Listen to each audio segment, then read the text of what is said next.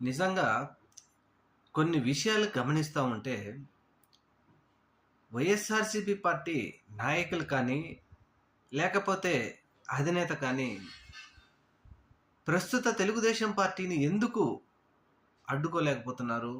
వారికి ఎందుకు కౌంటర్‌లు ఇవ్వలేకపోతున్నారు అని చెప్పేసి పెద్ద ఎత్తున ఒక చర్చ అయితే జరుగుతా ఉంది. అదేంటి అంటే, అమరావతే రాజధాని అని చెప్పేసి పెద్ద ఎత్తున ప్రొజెక్షన్ ఇచ్చినటువంటి చంద్రబాబు జగన్మోహన్ రెడ్డి గారు కేవలం 10,000 కోట్లు పెడితే విశాఖపట్నాన్ని ఆంధ్రప్రదేశ్‌కు రాష్ట్ర రాజధానిగా చేసుకోవచ్చు అని చెప్పి, అప్పుడు మాత్రం విపరీతంగా ద్వేషించినటువంటి వీళ్ళు, ఈరోజు మాత్రం విశాఖపట్నాన్ని ఆంధ్రప్రదేశ్ రాష్ట్ర రాజధానిగా చేయబోతున్నాం.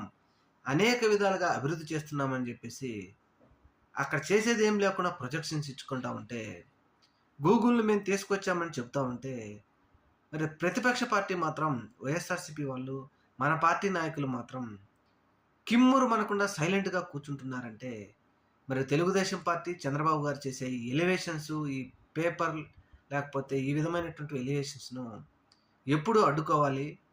అసలు జరిగిన నిజానిజాలను ప్రజల్లోకి మనం ఎప్పుడు తీసుకెళ్ళాలి అనేది మాత్రం ఇప్పుడు $1,000,000 ప్రశ్న.